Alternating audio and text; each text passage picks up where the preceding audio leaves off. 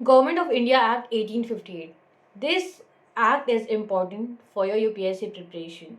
But before that, subscribe my channel, like this video and share as much as you can. इस video को last तक देखिएगा।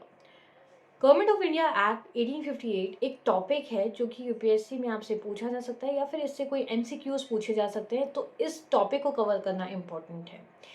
Government of India act 1858 Britishers के दौरान लाया गया था। ये एक ट्रांजिशन था, एक शिफ्ट था, जहाँ पे जो भी ड्रॉबैक्स थे ईस्ट इंडिया कंपनी रूल के, उसे फुलफिल किया जा सके।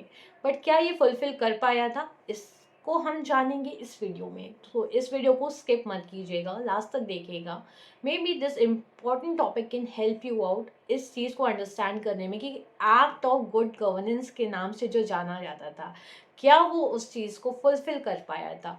क्यों लाया गया था गवर्नमेंट ऑफ इंडिया एक्ट 1858, क्या ड्रॉबैक्स थे प्रीवियस एक्ट्स में, या क्या ड्रॉबैक्स है प्रीवियस रेगुलेशंस में।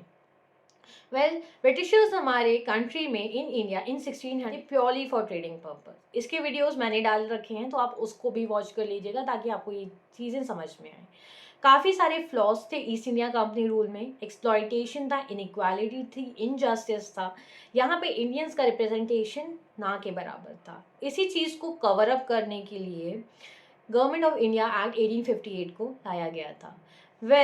ईस्ट इंडिया कंपनी रूल के दौरान काफ़ी सारी मिस्टेक्स कमिट की गई थी, जिसको कवर अप करने के लिए ईस्ट इंडिया कंपनी के हाथ से डायरेक्ट पावर ट्रांसफ़र किया गया ब्रिटिश क्राउन के हाथ में। क्या ब्रिटिश क्राउन उसे जस्टिफाई कर पाया था इस एक्ट के थ्रू?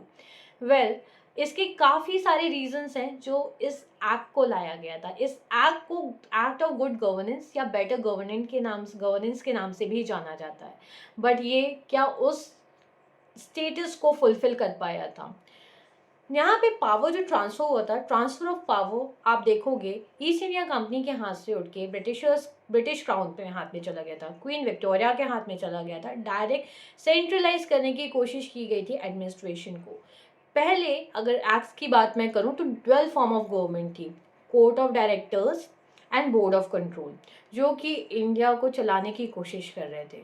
बट यहाँ पे काफ़ी सारे चेंजेस लाने की कोशिश की गई, क्योंकि प्रीवियस एक्ट्स में काफ़ी सारी एक्सप्लॉयटेशन हुआ था, काफ़ी इनजस्टिस हुआ था, और इस एक्सप्लॉयटेशन और इनजस्टिस के वजह से काफ़ी रेज था इंडियंस में, जिसके वजह से रिवोल्ट ऑफ 1857 हुआ था। सिपॉय म्यूटिनी हुई थी। सिपॉय म्यूटिनी का एक रीज़न और भी है कि वहाँ पे डॉक्ट्राइन ऑफ लैप्स पॉलिसी को अडॉप्ट किया गया था। अब ये डॉक्ट्राइन ऑफ लैप्स पॉलिसी क्या है? इस पॉलिसी के थ्रू एनेक्सेशन, प्रिंसली स्टेट का एनेक्सेशन हो रहा था। किसके हाथ में डायरेक्ट कंट्रोल जा रहा था? ईस्ट इंडिया कंपनी के हाथ में जा रहा था। लॉर्ड डलहौजी ने इस एनेक्सेशन पॉलिसी को काफ़ी एग्रेसिवली मोटिवेट किया, एंड वहाँ से एक रेज उत्पन्न हुआ बिटवीन दी इंडियंस। वहीं से ये रिवोल्ट उठ के आया था, रिवोल्ट ऑफ 1857। अब इस एनेक्सेशन पॉलिसी के थ्रू क्या किया जाता था? जिस भी प्रिंसली स्टेट में डायरेक्ट मेल रिप्रेजेंटेटिव नहीं थे, जहाँ पे उनके वारिस नहीं थे, वहाँ पे अडॉप्ट किया गया था। जी हाँ, सन्स को अडॉप्ट किया जा रहा था ताकि प्रिंसली स्टेट को रन किया जा सके। अब इस चीज़ का फ़ायदा उठाते हुए ब्रिटिशर्स या फिर ईस्ट इंडिया कंपनी ने क्या किया कि उस प्रिंसली स्टेट में अपना कब्जा कर लिया था, ताकि उनके फाइनेंसेस या रेवेन्यूज इम्प्रूव हो सके। अब वहाँ पे मिस गवर्नेंस था या नहीं था, बट ये रीज़न स्टेट कर करके प्रिंसली स्टेट को कैप्चर करती जा रही थी ईस्ट इंडिया कंपनी। अब यहाँ पे एग्रेशन धीरे धीरे बढ़ता जा रहा था इंडियंस के बीच में।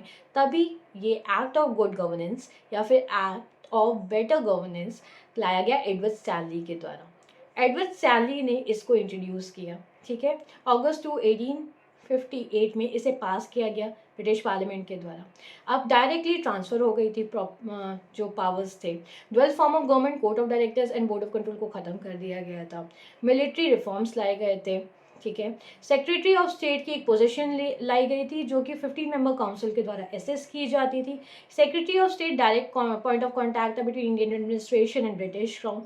अब ये सीक्रेट कम्युनिकेशन भी सेंड कर सकते थे, बट यहाँ पे इंडियन रिप्रेजेंटेशन बहुत कम था। आईसीएस को भी रिऑर्गेनाइज किया गया, इंडियन सिविल सर्विसेज को भी रिऑर्गेनाइज किया गया, ताकि इंडियंस को इंट्रोड्यूस किया जा सके। अब यहाँ पे एक और चीज़ लाई गई, यहाँ पे ये चीज़ लाई गई कि जिस फ्रेंची स्टेट ने इस चीज़ को अडॉप्ट कर लिया था या ब्रिटिश क्राउन को मान लिया था, तो उसे इंडिपेंडेंट घोषित कर दिया गया था। बहुत सारे ड्रॉबैक्स भी थे। सबसे इम्पोर्टेंट चीज़ यहाँ पे 1857 के रिवोल्ट को इस तरीके से देखा गया कि डॉक्ट्रिन ऑफ लैप्स पॉलिसी की वजह से ही बस ये हुआ था, नहीं। यहाँ पे एक्सप्लॉयटेशन और इनजस्टिस के और इनइक्वालिटी की वजह से ये रिवोल्ट हुआ था। जो एक्सप्लॉयटेशन हुआ था इंडियंस का फाइनेंशियल मैनर में, हर मैनर में, उसकी वजह से ये रिवोल्ट हुआ था। एंड जो सेंट्रलाइजेशन करने की कोशिश की गई थी, उसने क्या इस चीज़ को फुलफिल किया? नहीं कर पाई ये चीज़ फुलफिल। क्या ये एक्ट ऑफ गुड गवर्नेंस को जस्टिफाई कर पाया? नहीं कर पाया। अगर मैं ये बात करूँ आपसे कि इंडियंस उसके बाद भी खुश नहीं थे ड्यूरिंग ब्रिटिशर्स पीरियड, जब ब्रिटिश क्राउन में वो उनके हाथ में पूरी पावर चली गई थी। अब ये कब तक चला? 1947, जब तक कि इंडिया आज़ाद नहीं हो गया। So this was one of the thing.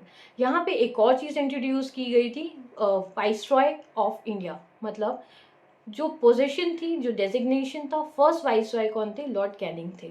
Secretary of state को लाया गया। बट ये सारी चीज़ें करने के बाद भी क्या इंडियंस खुश थे? जो ब्रिटिशर्स के मोटिव्स थे, उनका मोटिव था कॉलोनियल अपने साम्राज्य को स्थापित करना। वो उन्होंने कर लिया। उन्होंने सिर्फ अपने फाइनेंशियल गेन्स देखे, बट जो इंडियंस जिस चीज़ से अफेक्ट थे, वो चीज़ वो नहीं देख पाए।